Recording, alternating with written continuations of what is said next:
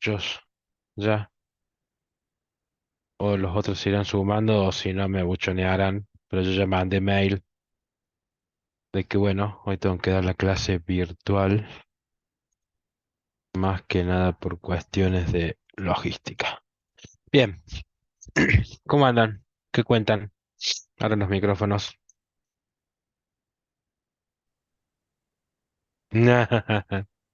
Que, bueno, eh, no es tan sencillo como parece, ¿ah? Hacer la imagen de Docker.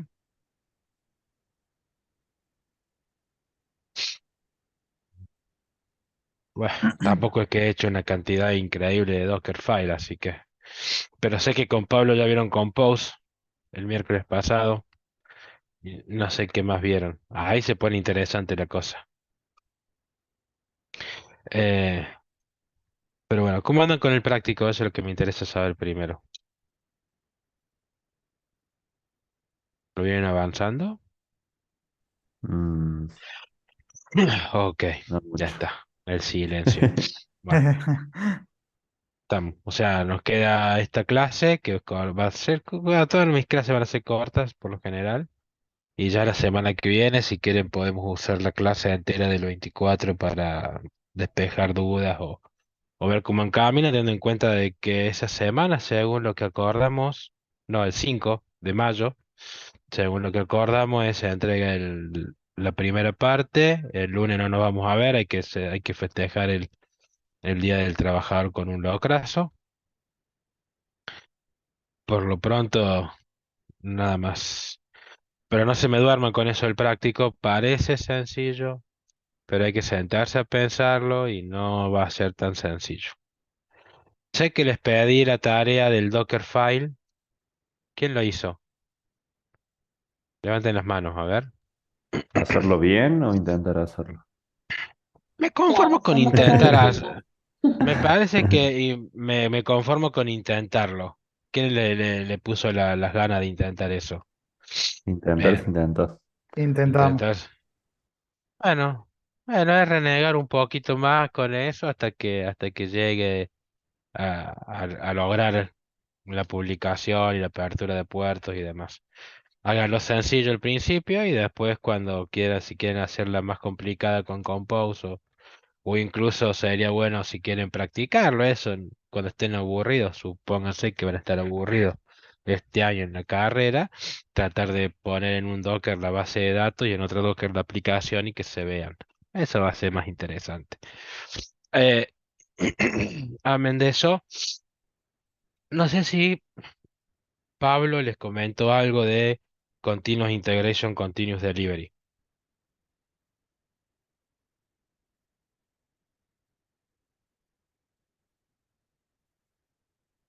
Por favor, háblenme. Si no me hablan, voy a volver a las clases presenciales, ¿eh?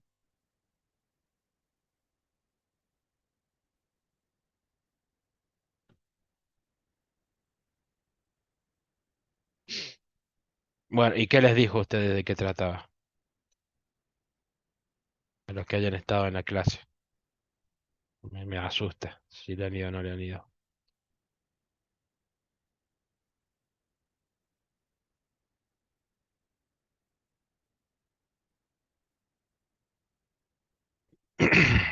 ¿Lo entendieron? Ok. Alguien más que no sea Sol, que es la más extrovertida de todo No, este la verdad que grupo. yo entré al final de la clase, así que no, cero. Ujú, ¿y el resto? Yo no entré, así que no sé. Ok. Yo estuve de viaje. Perdón. No, está bien, cada uno. A ver, chicos, están en cuarto año. O sea, si en cuarto año no manejan sus tiempos y saben qué hacer, qué no hacer, yo no se los voy a decir. Yo no los voy a andar correteando como corro los de primer año y ni mucho, ni por asomo me voy a poder a preocupar por eso. Ya somos casi colegas profesionales, así que no me interesa eso. Cada cual administra sus tiempos. Bien, creo que es Continuous Integration, Continuous Delivery. ¿Se acuerdan que al principio de de la materia yo estuve haciendo una explicación de JIT? básicamente, de GitHub, GitLab, de repositorio de datos, de cómo deben ser los branches y demás historias. Eh, a partir de eso, ¿sí? A partir de generar branches para mantener la historia de los cambios en el código, cuando se empezó a trabajar de decir, ok, para hacer los despliegues, se pensó, sobre todo en la nube, se pensó en cómo hacerlo para que sea más transparente.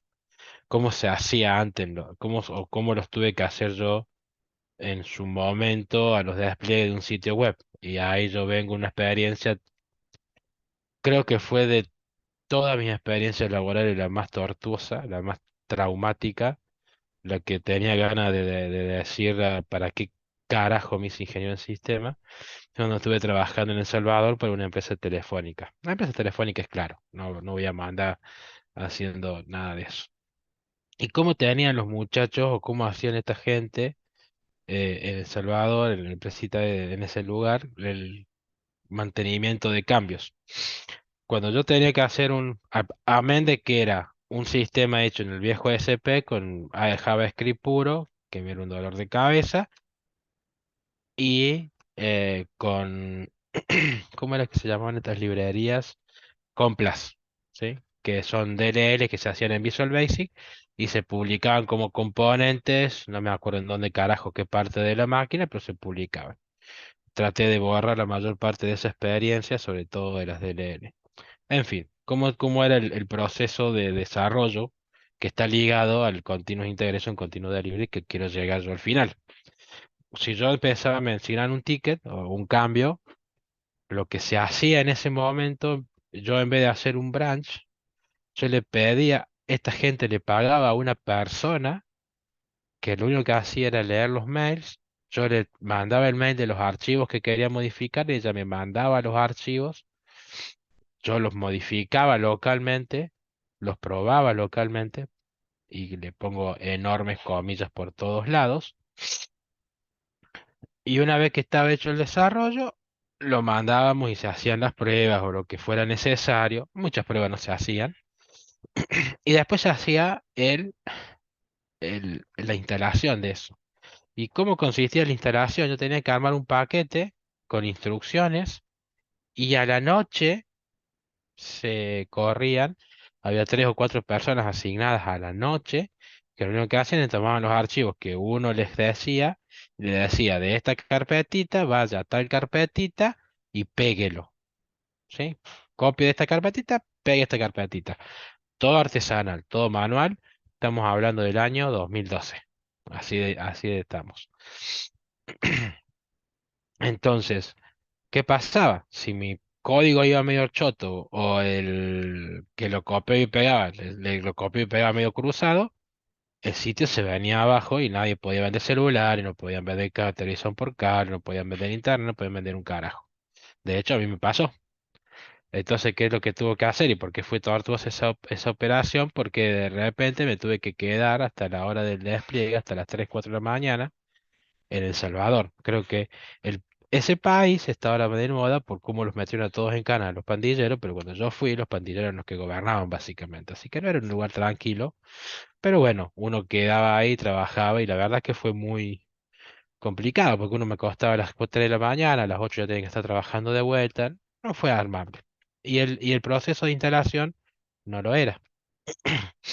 Después aparecieron las cuestiones de manejar a través de repositorios, en los primeros que ya habíamos dicho, pero cuando apareció Git como un repositorio en la nube, dijeron, bueno, podemos utilizar eso. Pero antes de eso hay un paso previo. Por lo general, uno, las primeras versiones del Visual, del Team Foundation Server, que es la versión Microsoft que tenía repositorios nativa, ¿qué es lo que hacía el Team Foundation Server? Las empresas contrataban por lo general el servicio de Exchange, de Microsoft Exchange. Entonces uno tenía el mail corporativo en Outlook, a través del Outlook se relacionaba una cantidad de cosas y entre esas tantas cosas para empresas de desarrollo parecía algo que se llamaba Team Foundation Service. Todo esto dándole contexto, ¿no? Eh, la que está a fondo, mi señora, saluda a Lau, decía hola, ahí está, a lo lejos. Eh,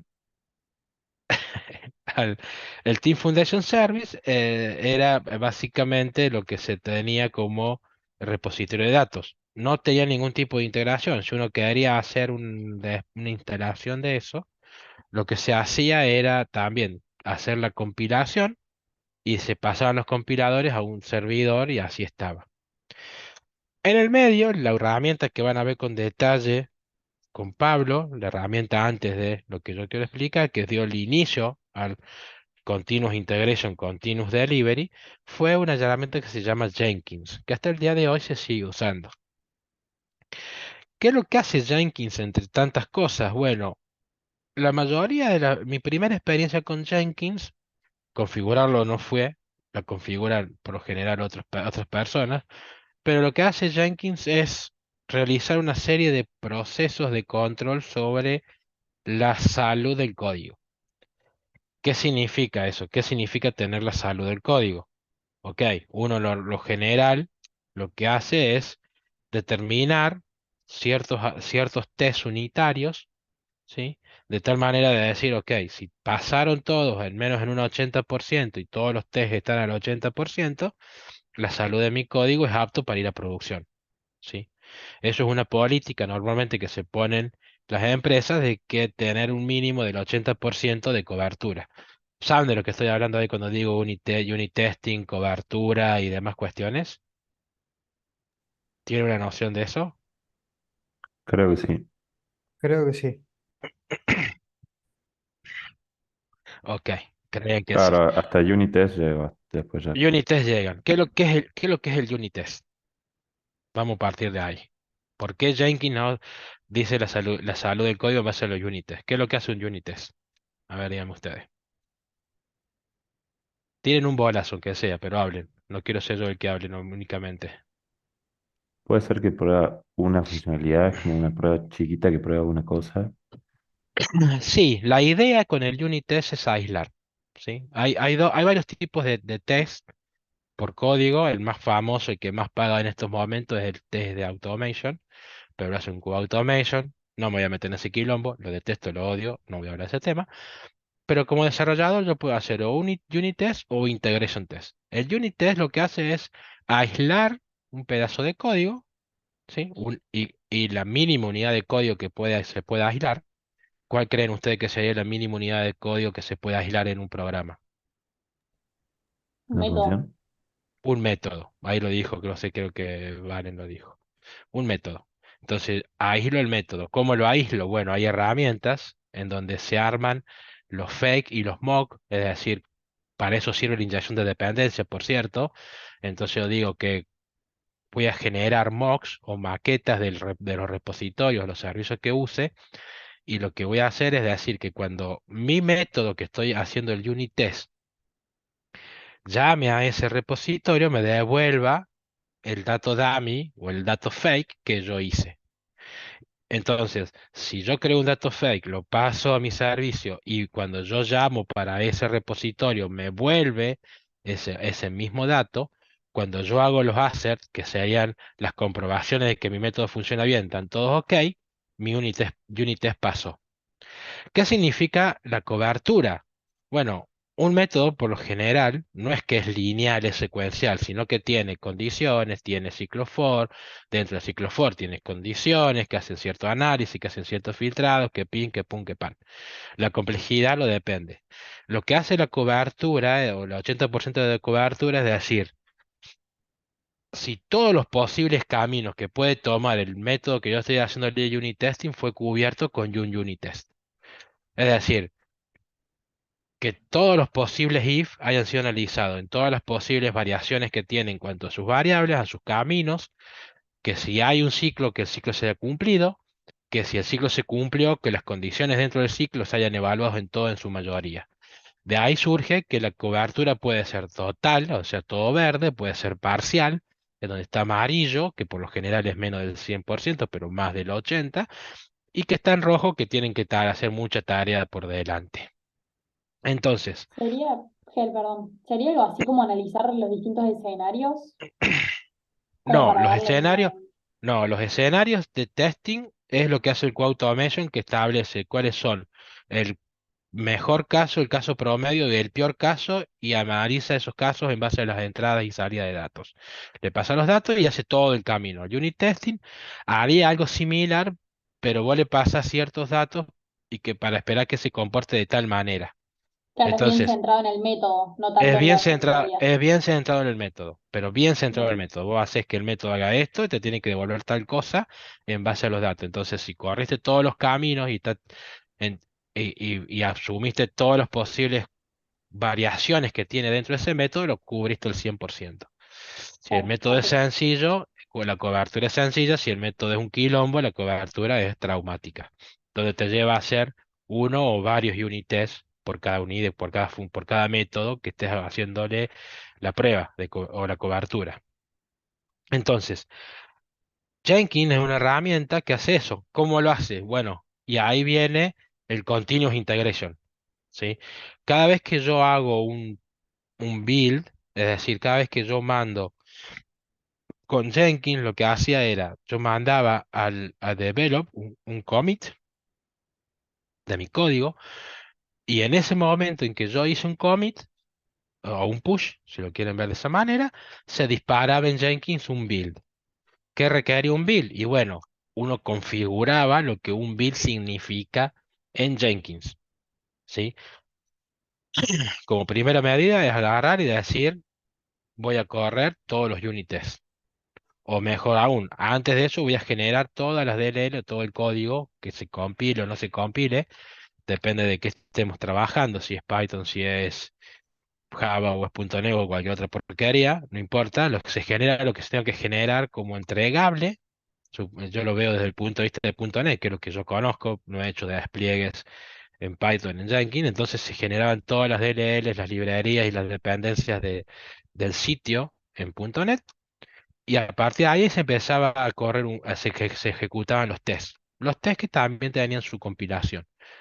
Si algún test fallaba, por lo general Jenkins te lo informaba, te mandándote un mail, el tipo que mandó el commit. Por eso es importante que hubiera una integración con una exchange o algo, y vos ibas y revisabas cuáles eran los errores, ¿sí? Y lo tenías que arreglar para que tu build corriera. Es decir, que si vos hacías un unit test y ese unit test fallaba, tu build, vos habías roto el build, que se llama. Y si vos rompías el build cuando trabajaba en Globant, implicaba que había que pagar facturas. Ir a la panadería y traer las facturas para todo el equipo. ¿Sí? El build no se rompe. La cobertura y que el build rompa son dos cosas distintas. ¿Sí? Si pasaban todos los builds y todos quedaban en verde, digamos, compilaron, se ejecutaron y no hubo fallas, y por lo general los test suite, todas las aplicaciones de desarrollo, todos los IDE tienen para probar los test unitarios. Si eso andaba bien, entonces agarraban y se procedía a instalar el push que vos habías hecho al sitio de pruebas o al sitio de Velo para que lo probaras con tus datos como si fueras un tester.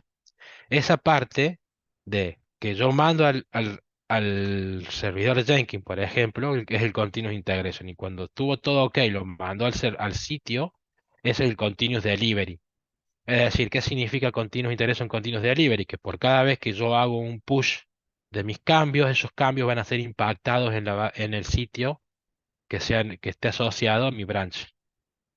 ¿Estamos de acuerdo? ¿Qué pasaba si, por ejemplo, tenían un arquitecto que era un fanático del branch y decía, tengo develop, tengo QA, tengo producción? Mismo proceso, en vez de decir que voy a hacer un commit, lo que se hace normalmente es un merge hacia, por ejemplo, el branch para los testers, y cuando se hacía ese merge, de nuevo, se disparaba el build, se corrían los unit tests y se desplegaba o se deployaba los cambios en en el sitio de pruebas. Y eso se hacía por tantas veces que se requiriera en el sprint, o por tantas veces que se requiriera en la release. ¿Qué aseguraba eso? Que si yo hacía el continuous integration, el continuous delivery en un sitio de desarrollo, y ese sitio nunca me rompía, todos los pasaban y seguía funcionando el sitio, cuando yo hacía un merge de un branch al otro, para poder desplegar esos cambios, no iban a romper, porque la suma de las partes que funcionan bien va a ser el total de ese lado. Y eso te aseguraba de que cuando fueras a producción, salvo que fuera alguna cosa que cambiabas datos o alguna configuración de datos, tu sitio, vos asegurabas la calidad del sitio que iba a funcionar sin errores. Es por eso que asegurándote el 80% de cobertura con el unit test, que el unit test corra, que lo probaste en un sitio, lo probaste en otro, cuando vas a producción lo único que tenés que hacer es mandarlo y ya está. No hay que hacer mucho más de una prueba de camino feliz para ver que nada rompa o que nada Pero se haya roto. Sí. una pregunta, para pasar a producción, ¿siempre hablamos de testing de funcionalidad o implica también lo que es testing de calidad? No, testing de calidad, siempre, siempre Bien, testing de calidad, de las dos cosas. Pasa que ahora la tendencia es que, bueno, vas a hacer testing de calidad, o sea, no vas a comprobar los aceptan criterias de tus tickets en base al QA manual, sino que vas a hacer un QA automation, ¿sí? Vas a hacer unos tipitos ahí que programen. ¿Por qué? Porque Jenkins y cualquier otra herramienta permiten correr la suite de Test Automation. Permítanme mostrarle lo que se haría con lo que es mi proyecto actual. No debería, pero bueno, no importa. Yo lo voy a mostrar.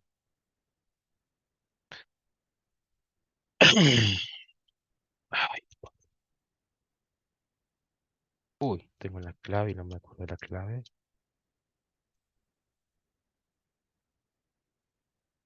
Ahí está. Todos los que ven acá en estos Text Explorer, todos estos son los que se llaman los unit tests o los integration tests que se corren. ¿Cuál es la diferencia entre unit test e integration test? Yo hago integration test. Los integration tests, en vez de analizar una función, analizan un proceso. Entonces yo voy a alguna prueba end-to-end de un proceso que estoy corriendo. Cada uno de estos son test suites, entonces todo esto son test unitarios o test de integración que se van a correr. ¿Cómo funciona esto? Bueno, nosotros tenemos una integración con Jira. Jira a su vez tiene una integración con,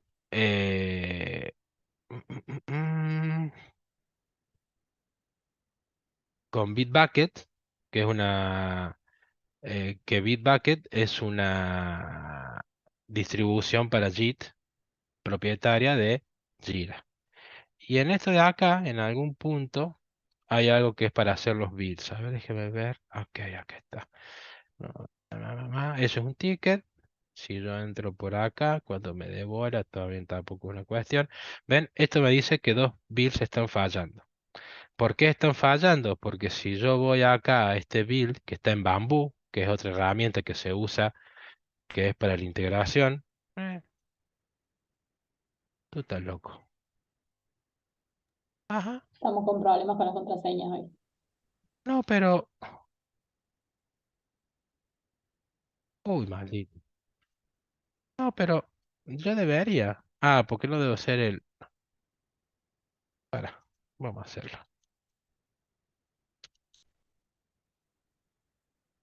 Creo que me lo bloqueé. Ah, me tomó la contraseña equivocada. Bueno, en Bamboo lo que está marcando es exactamente qué parte o qué paso va a fallar. ¿Qué significa eso? No lo puedo ingresar. Ya Dios sabe por qué. Vamos a hacerlo con... eh, bueno, no puedo. Lo dejamos ahí.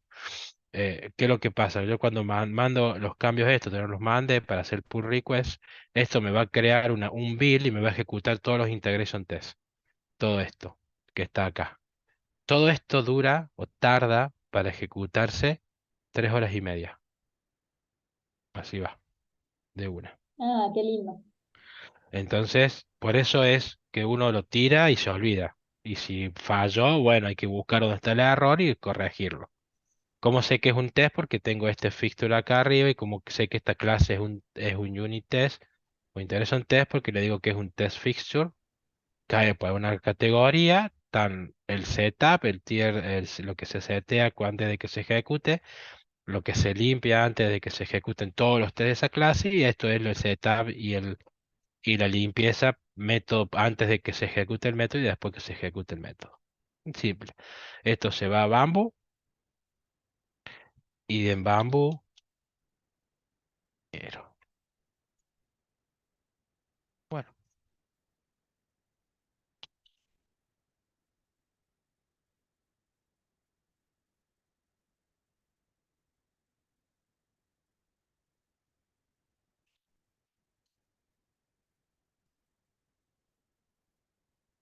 está caído Bamboo. En Bamboo uno ve los builds que están corriendo y los que están ok pasa y los que no. Antes de yo mandar a master las cosas, mi build tiene que estar verde. Si no está verde, no pasa. Y eso es la parte de Continuous Integration, Continuous Delivery.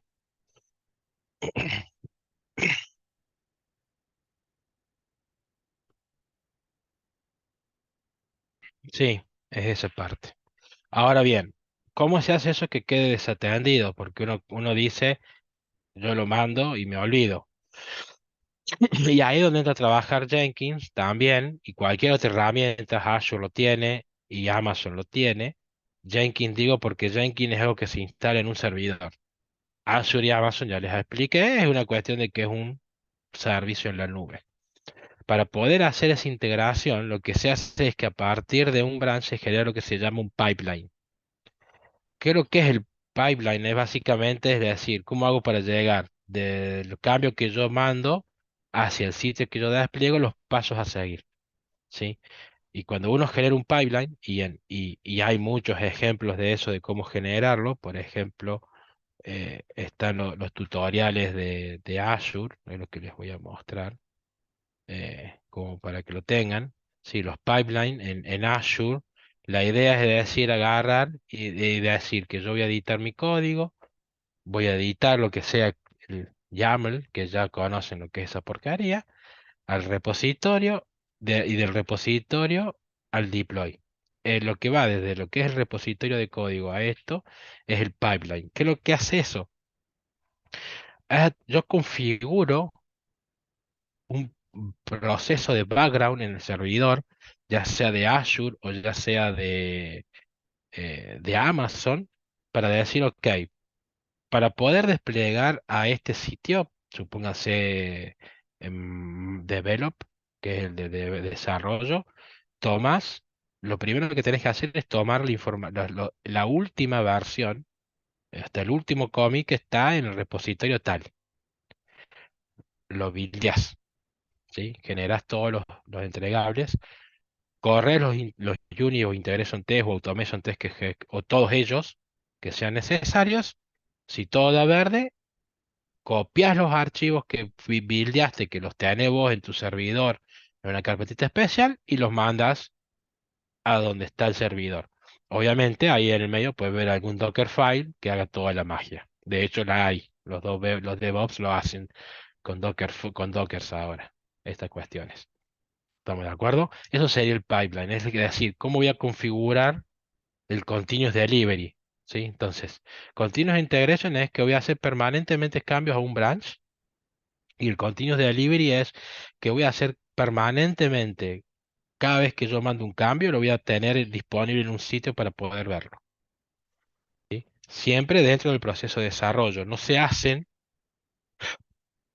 o no es recomendable, por obvias razones, hacer un continuous integration, continuous delivery en un sitio de producción, que es donde está la moneda real.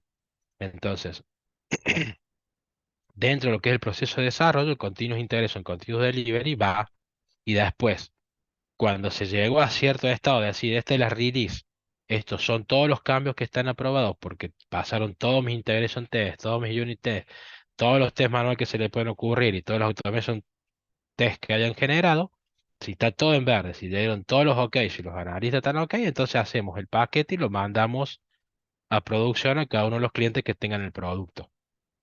¿Estamos de acuerdo? Eso sería en mayor o menor medida, con mayor o menor detalle, lo que es la Continuous Integration, Continuous Delivery. ¿Sí? Uno lo hacía en una primera medida que pasaba antes cuando era más artesanal el tema. uno agarraba y usaba el Team Foundation Server o el Team Services de Microsoft en mi caso, para el caso de Java no me acuerdo qué lo que era el repositorio, nunca lo trabajé de esa manera, y hacía una integración directa desde el Team Foundation Server con el Jenkins. Y Jenkins hacía todo lo que era el Continuous Integration y Continuous Delivery en los distintos sitios de acuerdo a lo que se definía en el documento de despliegue que armaba el arquitecto de ese proyecto. Y después, para envasarlo a producción, no se hace con Continuous Delivery, sino que se hace un paquete, también se hace un pipeline. En ese sentido, no se compila de nuevo el código, ¿sí? Cuando yo llegue a cierto estadio, yo obtengo los últimos archivos compilados. ¿Por qué? Porque los servidores hoy en día de Azure y de Amazon van guardando los últimos archivos que se generaron.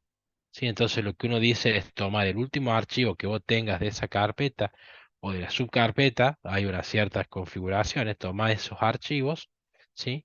Y mandalos al servidor de producción. Se hace un pipeline también para hacer eso. ¿Cómo se ejecuta el pipeline? Y bueno, uno va a ir a una pantalla de navegación que tienen los, estos servicios en la nube y le va a decir ejecuta el pipeline. O en el caso de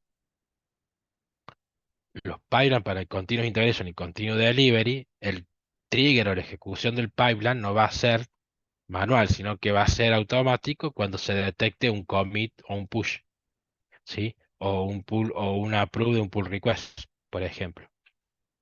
O que en ese caso sería un merge, ¿sí? El approve de un pull request cuando se hace un merge, entonces cuando se detecta un merge del branch de uno del desarrollador al branch de master, por ejemplo, se triggerea el despliegue de eso.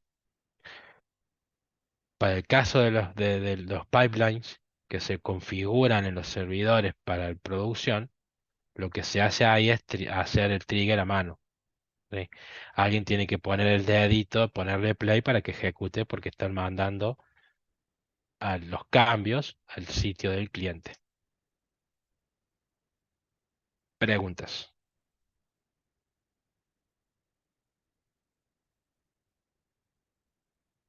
La configuración de el pipeline para que no se te rompa la producción, eh, todo eso, ¿es trabajo del DevOps o lo suele hacer entre el arquitecto y el DevOps?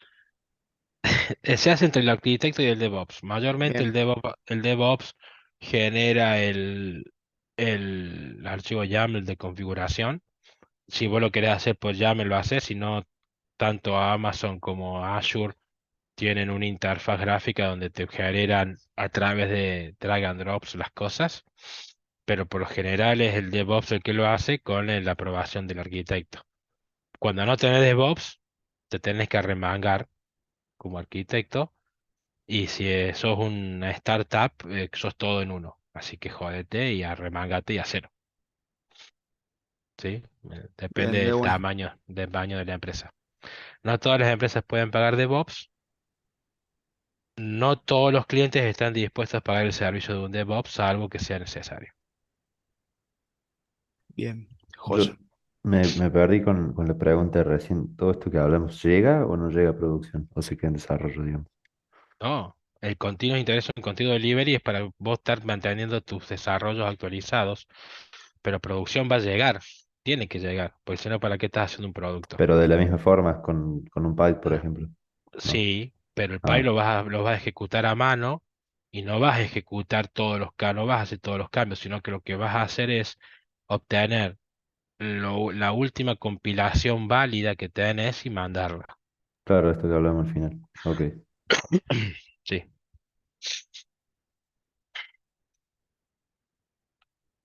what else?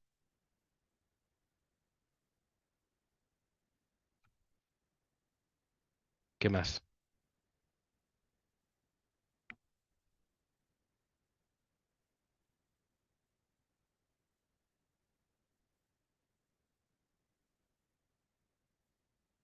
¿Les quedó más o menos entonces claro el tema?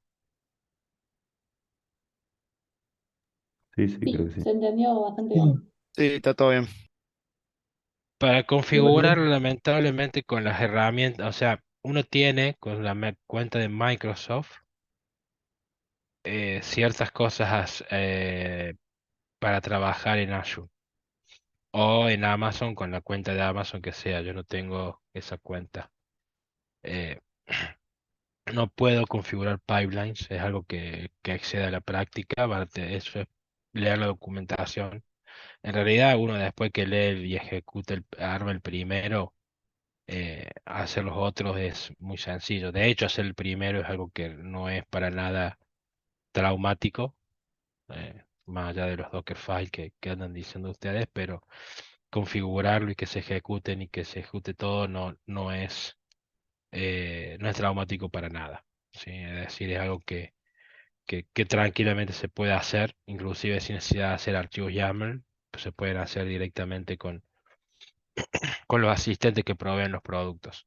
Con Jenkins ya es distinto porque encima es el tema de bajar el Jenkins, instalarlo en un servidor, configurar el servidor, configurar la integración que tiene con lo demás. Honestamente no sé si en este estadio Jenkins está en una aplicación web, creo que sí. De todas maneras, nunca he configurado un Jenkins y no me voy a poner a hacer ese invento acá ahora. Eh, eh, Creo que ya lo respondí. 80% de cobertura, eso creo que ya lo respondí, ¿no? Em, Eso del 80% de cobertura que dice Abril es Estaba un... haciendo referencia a si se había entendido el tema o no, como diciendo Sí. un chiste de que era 80% de Ah, cobertura. está bien, sí. Bueno, está. Por lo menos eso era suficiente. Digamos Al que si menos hay chiste, se entendió. 6 chistes se entendió. Bien, me quedo más tranquilo. Eh, Posiblemente con Pablo vayan a ver una configuración, creo que él tiene cuenta de Azure. Yo soy Minion, en donde estoy trabajando y ni siquiera configuro. Fíjense que ni siquiera pude entrar recién. Eh, Puedo entrar, créanme que puedo entrar, porque si me falla el build tengo que ir a ver dónde está el moco para arreglarlo. Eh, Más allá de eso, la configuración les puedo asegurar que no es nada complicada. Hay que armar los Dockerfiles, sí, pero pues, si hacen ese tipo de implementación, si se ponen a hacerse los cresta de la ola de ponerse a hacer Dockers y containers y toda esa historia, bueno, ahí se relega un poco más, pero es la primera vez. Después tiene que andar solo. Bien, ¿qué otras dudas? ¿Alguna otra cosa que quieran hablar? ¿Algo que no le hayan terminado de entender tampoco a Pablo? Yo, profe, igual un tema con el ejemplo de la API que puedo subir. Sí. Em, no, yo cuando la abrí para empezar a escribir el Dockerfile, en la parte de código de cada script, digamos, donde importa, em, es como si no encontrase Sí, la a mí me pasó referencia. lo mismo. Tuve una vida de problemas con las Ah, importaciones. puede ser con la donde hayan dejado la carpeta y demás cuestiones. Puede ser. Y bueno, de Eh, una. bueno, no importa. Era algo de ejemplo y si lo pueden arreglar hoy, si no, no importa. Es como para que tengan algo de donde agarrarse, como para practicar más que nada. De hecho, esa API, si quieren, le pueden agregar unit test y comprobarlo. Pasen, no me voy a poner a hacer eso. No lo voy a hacer. De Olvídense. una. Gracias igual. ¿Qué más?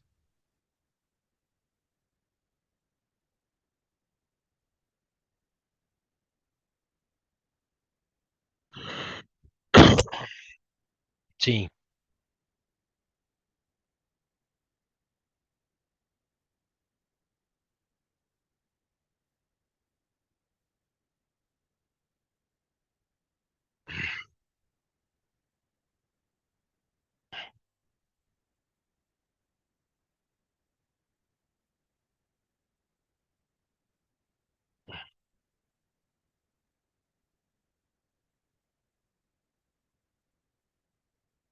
¿Vos decís código?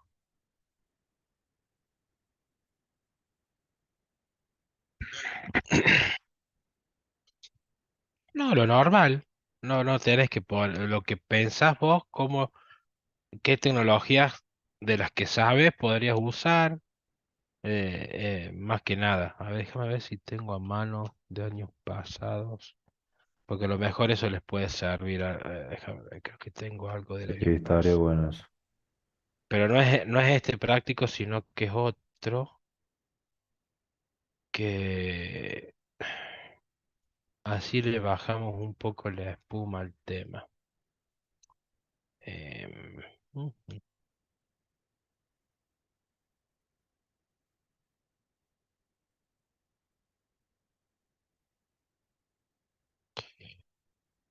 Déjenme que les presente. El año pasado tomamos algo que era de blockchain. Este año me dijeron, bajémosle un poco el tema a la espuma. Esto es la segunda entrega. Básicamente lo que hay, dependiendo, algunos se pusieron a hacer código. Claramente el código no lo es, no es requerido ni mucho menos. Y no quiero código en realidad. Pablo tampoco, si no ya se los. Entonces, creo que ya quedó claro. Fíjense que lo que tiene en la primera entrega, cómo se puso, requerimientos y supuestos que tenía. Eh, ¿Qué es lo que era el enunciado? Déjenme ver. Ah,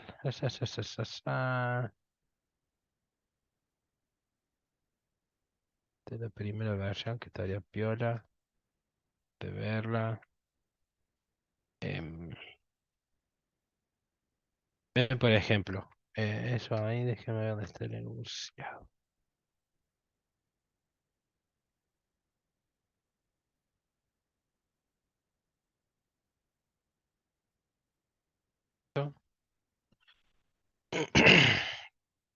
Ven, por ejemplo. Esto fue el enunciado que tuvimos el año pasado, de la unidad. Hacer un registro de nota utilizando tecnología blockchain. Se va a diseñar la arquitectura del sistema teniendo en cuenta solo dos docentes de la cátedra, un número indeterminado de alumnos y no hay límites. Cada uno puede ver sus notas. Cada nota o transacción de la nota tiene los siguientes datos. Pum, pam, pam. Lo que se presenta, esto no lo queremos, eso va tachado directamente. Definición de requerimientos y supuestos, definición de requerimientos no funcionales, requerimiento de diagrama de arquitectura y dependencias. ¿Cómo se hace eso? Simplemente un listadito de qué es lo que ustedes harían que en cada microservicio, qué funcionalidad pondrían, es decir, así, listado. No hay que especificar muchas tecnologías ni nada. Los requerimientos no funcionales que pueden encontrar, es decir, em, cómo lo van a implementar en cuanto a si es web o no, los datos que hace blockchain, quién va a asignar ciertos roles, ciertas cosas, algo así. eh, esa lista y después hacen qué dependencias van a tener. Por lo general, se piensa acá, este grupo lo pensó en agarrar un login usando la autenticación de usuario del FRC. Tienen un sitio hecho ellos, este es el sitio que ellos presentaban, que presentaban, y después las dependencias que tenían de afuera, básicamente, con algunas aplicaciones de tercero de generación de blockchain como Ganache o Smart Contracts y demás. Entonces, esas todas las cuestiones que cómo se armaba la arquitectura en general y después con las dependencias que ustedes ponían, es decir, qué herramientas de tercero van a usar para que se lleve a cabo el proyecto. No tienen que hacer el código de nuevo, tienen que plantearlo.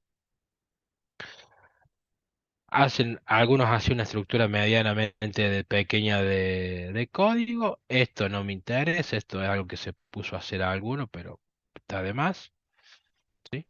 Pero eso lo que sí va, por ejemplo, es esto. ¿Ven? Si ustedes se fijan, es cómo identificar, en nuestro caso, cuáles serían los microservicios, qué funcionalidades tienen esos microservicios, y después qué requerimientos no funcionales necesitan para desplegar esos microservicios, y después agarrar y venir a decir, bueno, para este microservicio voy a necesitar Docker o no voy a necesitar Docker, voy a necesitar SQL Server o no, voy a usarlo con base de datos no de SQL. Todas esas cuestiones son no funcionales, sino que son a lo que son dependencias de terceros. ¿Me explico?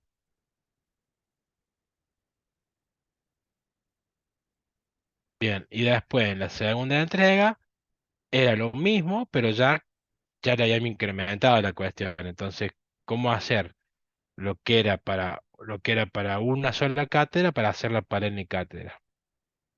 Y bueno, este que hizo la primera entrega me lo hizo así. Fíjense que es muy distinto al otro. Es decir, no hay una forma, cada uno de ustedes idea la forma y yo la analizaré, obviamente.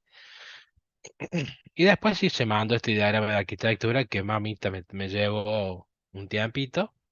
Pero un diagrama de arquitectura un poco más pro, si se quiere decir de esa forma. Ustedes lo hacen como quieren, ¿eh? A mí no me interesa. Yo voy a leer todos los trabajos por igual. Y con eso después empezó a hacer todas las listas y demás. Y de nuevo, ¿sí? A establecer funcionalidades, no funcionales, dependencia, bla, bla, bla, bla. ¿Estamos de acuerdo? Si quieren, yo les puedo dejar como ejemplo algo de esto que tengo. Déjenme ver si al menos puedo tener.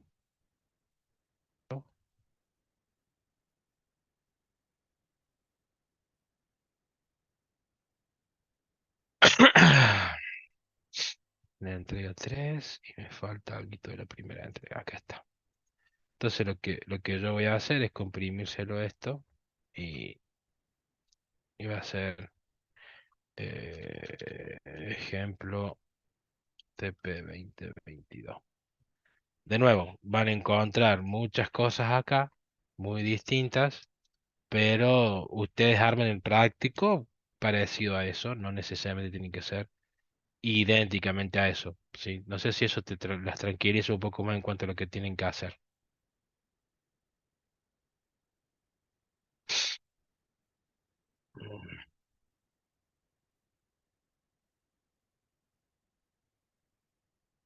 Ujú. Sí, sí, no es nada del otro mundo más que un análisis como, como si hubieran hecho en diseño, pero con un poco más elevado, porque ya están hablando de despliegues y demás cuestiones. Eh,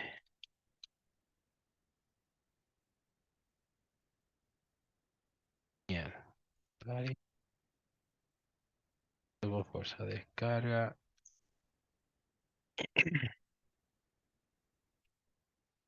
Bueno, ahí lo pueden ya bajar y ya lo tienen ahí como para verlo, como tenerlo como material de referencia, como quien quiere no quiere la cosa, como para ver cómo es, ¿sí?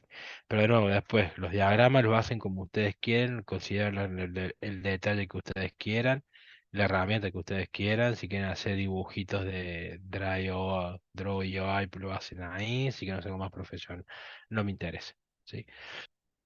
Ustedes definen cómo es el detalle de eso.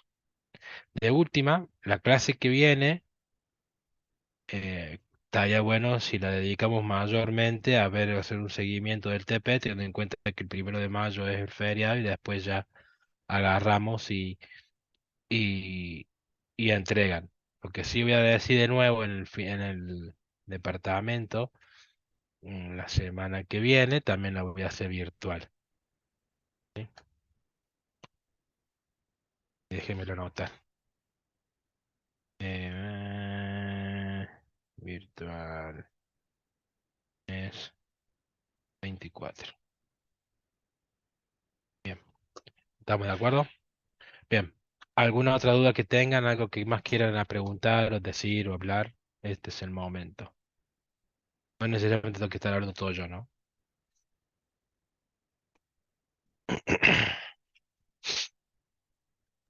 Creo que por ahora, cero.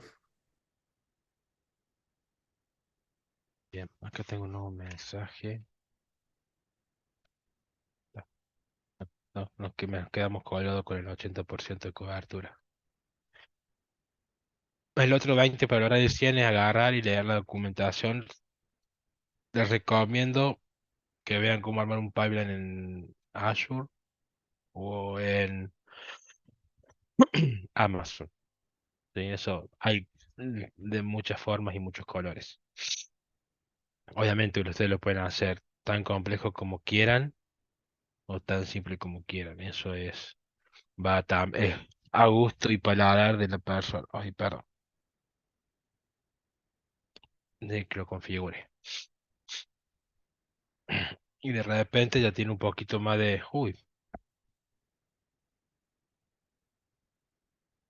de avance de por qué explicamos GitLab al principio. Si ustedes se fijan, de repente Git empieza a ser no solamente el repositorio, sino que también el hilo conductor para bajar las Docker image y también el hilo conductor para hacer las continuous integration, continuous delivery. Sin Git no hay nada de eso.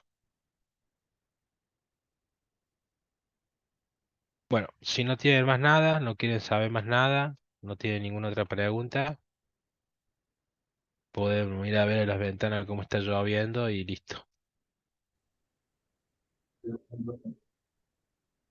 ¿Del resto? Por ahora Por vamos ahora, bien con lo que tiene. Por ahora no, profe. Voy a ver la lluvia, profe. Listo, perfecto. a Que seguir tengan buenas noches. renegando con las importaciones. Ay, sí, tal cual. Bueno, ahí voy a Listo, ver si lo profe. puedo mejorar.